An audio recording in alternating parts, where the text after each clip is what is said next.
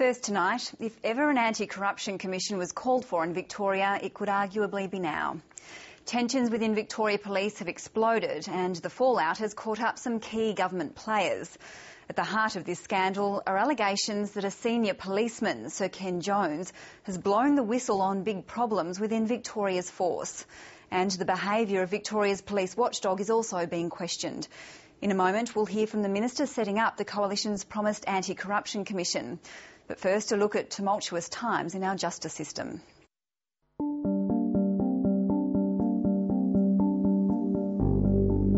Nobody trusts anybody anymore. It's a messy state of affairs. I'm not going to comment about any matters relating to Sir Ken Jones. Until this week, the BAILLIeu government has largely kept the troubles within Victoria Police at arm's length. But they're now intrinsically linked to the mess. Victoria Police has confirmed a key advisor to Police Minister Peter Ryan, Tristan Weston, is under investigation by the Office of Police Integrity. The former detective and failed state Liberal candidate was forced to resign from Victoria Police this week. He still works for Police Minister Peter Ryan. It's about an OPI investigation that's ongoing. And we need to, I think, let OPI and the investigation follow its course. The Police Association has serious concerns about the Office of Police Integrity investigating a political advisor and potentially tapping his telephone calls. Today's revelations come after a secret meeting in February between the Premier's Chief of Staff, Michael Capel, and embattled Deputy Commissioner Ken Jones. Sir Ken Jones telephoned me and told me that he had been approached by someone on behalf of government. He was asked his advice on some issues. He rang me because of his disquiet over the outcome of those conversations, where effectively he was advised that if news of their meeting became public, it would be portrayed that he had approached government and not the other way around. Michael was contacted by Sir Ken Jones and, in good faith, accepted having a meeting with him. The government has, however, come out and said that Sir Ken made the approach.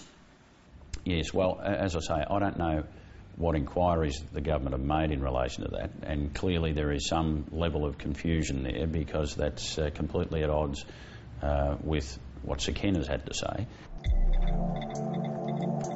What's more important than who approached who are allegations that Ken Jones had flagged serious concerns about his experience at Victoria Police, including the release of misleading crime statistics and the prison murder of Carl Williams. Since then, he's been effectively forced out by Simon Overland, who then reportedly asked the Office of Police Integrity to investigate his former deputy. I don't get involved in Victoria Police in operational decisions around which telephones are intercepted and which telephones are not intercepted. They are not matters that I get myself directly involved in. I certainly have no involvement and do not get involved in other agencies intercepting telephones. It all seems to be speculation and innuendo. I'm really only interested in commenting on established facts. David Jones used to be Victoria's Special Investigations Monitor, the person who oversees the Office of Police Integrity. He's complained in the past that he lacked the power to weigh up evidence to decide if an inquiry was warranted.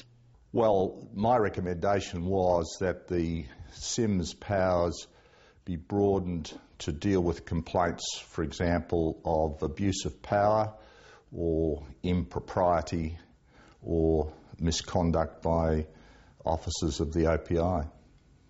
And that didn't happen? No. Why not?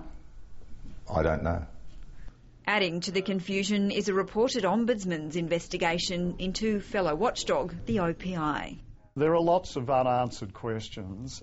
The Criminal Bar Association is concerned about flow-on effects to the administration of justice. It's a concern for us to think that the policing agency is not functioning in the way that it should. Now, the press reports don't indicate that it's not, but of course when there's instability at the top leadership level, then the concern for everyone is that leaking through to the way rank and file police are performing their jobs. So how does this rolling set of scandals affect Victorians? At the very least, it's stifling the police chief's role. He's banned police commentary on crime statistics in the face of quarterly figures released this week.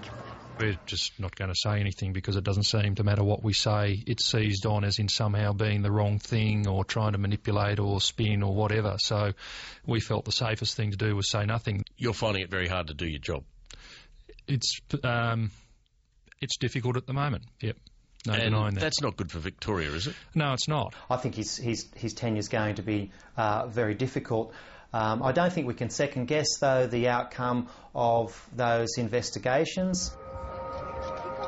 So Victoria waits for the outcome of those many inquiries, the results of which may start becoming public as early as next week.